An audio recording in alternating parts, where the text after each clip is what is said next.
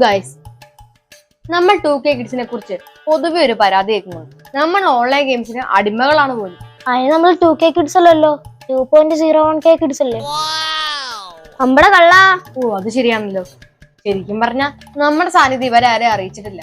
നമ്മളും സോഷ്യൽ മീഡിയയിൽ ആക്റ്റീവായ കാര്യം ഇവരെ അറിയിക്കാനുള്ള അവസരം കൂടിയാണിത്. അപ്പൊ നീ എന്താ പറഞ്ഞു തന്നെ? എന്ന് വെച്ചാ ഇന്നത്തെ ഒരു ദിവസം മുഴുവൻ നമ്മൾ ആരും സ്മാർട്ട് ഫോൺ ഉപയോഗിക്കുന്നില്ല.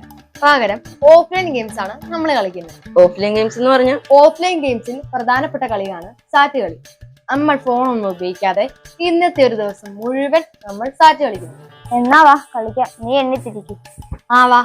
1 2 3 4 5 6 കള്ളന്മാർ പഞ്ചാര നക്കിക്കൊണ്ട് ഓടുന്ന സമയം കുട്ടന്റെ തോക്ക് ടോ ടോ ടോ. ശ്രീഹരി ആവട്ടെ. പഞ്ചാര തക്കിയത് ചിലപ്പോ ഷുഗർ ഇല്ലാത്തോണ്ടായിരിക്കും.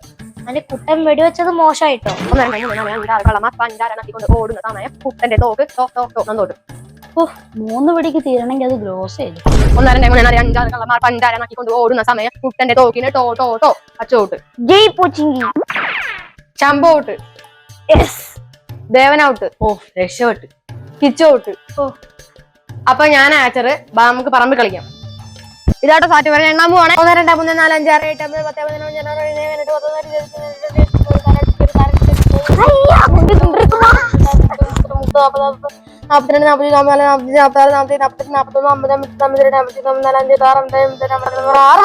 11 കിച്ചു സാറ്റേ, ഈ കളിയുടെ ആദ്യത്തെ പാടാ. സാറ്റ് മരത്തിനെ മൂട്ടിയിരുന്ന് മാസം കളിക്കാൻ നോക്കല്ലേ.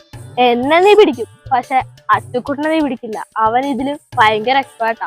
അച്ചുകുട്ടനല്ല, അവന്റെ അച്ഛൻകുട്ടനെ വരെ ഞാൻ സാറ്റ് വെക്കും. കണ്ടോ? അതെങ്ങനെ? ഞാൻ അവന്റെ ഫോൺ എടുത്ത് എന്റെ വാട്സപ്പിലോട്ട് ലൈവ് ലൊക്കേഷൻ അയച്ചിട്ടുണ്ടായിരുന്നു. എടി ഭയങ്കരി. അച്ചുകുട്ടനെ 30 meters, then right.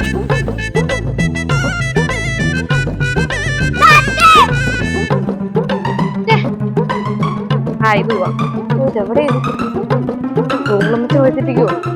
എന്നിട്ട് എവിടെ പോയി ഇരിക്കുന്നു? Your destination is on the left. എവിടെയാ? കളിക്കുവാണ്.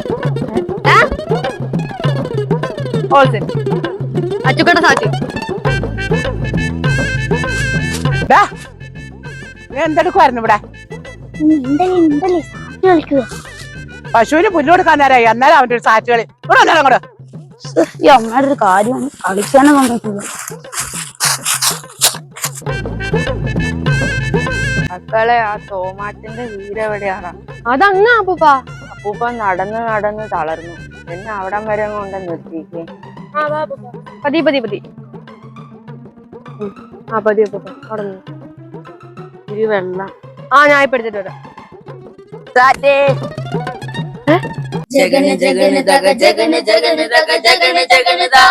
എടോ ദേവാ, നീയായിരുന്നു? അല്ല, ഇനി ആരാ വരാനുള്ളേ? ഇനി ശ്രീഹരി നന്ദു.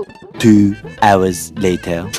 ഇതൊക്കെ രാവിലെ എന്താ നോക്കിയിരിക്കണം. പുല്ലിനൊക്കെ നല്ല വീട്. നന്ദു സാറ്റേ, നീ ഇത് ഇതുവരെയായിട്ട് വിട്ടില്ലേ? നീ എവിടെയായിരുന്നു? ഞാൻ പശുവിന് പുല്ല് എത്താൻ പോയപ്പോയിരുന്നു. ഞാൻ വിചാരിച്ചു നിങ്ങള് കളി നിർത്തി വീട്ടിൽ പോയിരുന്നു. എന്റെ ഒരു ഡെഡിക്കേഷൻ ലെവൽ സമ്മതിക്കണം.